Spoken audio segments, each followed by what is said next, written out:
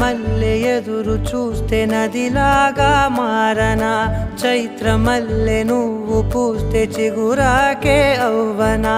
నన్నే వరించే యువరాజును అంట నీ యువరా